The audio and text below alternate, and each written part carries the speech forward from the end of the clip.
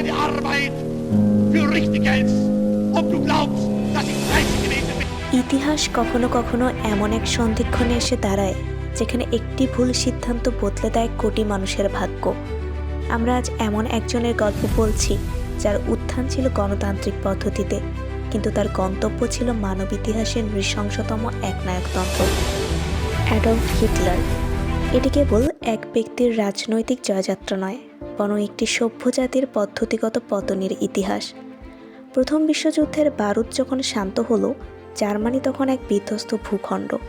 Versailles চুক্তির মাধ্যমে জার্মানির উপর যে অপমানের বোঝা চাপিয়ে দেওয়া হয়েছিল তা দেশটির জাতীয়তাবাদকে এক গভীর ক্ষতে পরিণত করে।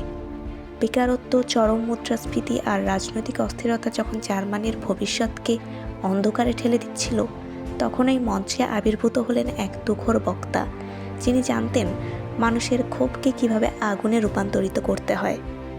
হিটলারের রাজনৈতিক মূলধন ছিল তার ভাষণ।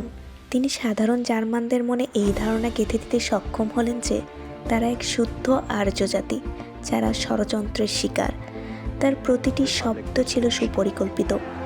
জোসেফ গোয়েবলসের সুনিপুণ প্রচারণা এবং হিটলারের সম্মোহনী বাগ্মিতা, এই দুয়ের মেলবন্ধনে নাৎসি পার্টি হয়ে উঠল জার্মানির একমাত্র আশার আলো।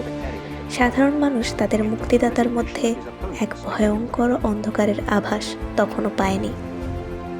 1933 সালে হিটলার জার্মানির চ্যান্সেলর হিসেবে নিযুক্ত হলেন, অথচ পরিহাসের বিষয় হলো তিনি ক্ষমতায় এসেছিলেন গণতান্ত্রিক পথেই। কিন্তু শপথ নেওয়ার কিছুদিনের মধ্যেই ঘটে গেল রহস্যময় রাইক্সট্যাগ অগ্নিকাণ্ড। এই ঘটনাকে ঢাল হিসেবে ব্যবহার করে তিনি নাগরিক অধিকার রদ করলেন এবং বিরোধীদের সমূলে নির্মূল করলেন। গণতন্ত্রের খোলস থেকে বেরিয়ে এলো এক নৃশংস একনায়কতন্ত্রের রূপ।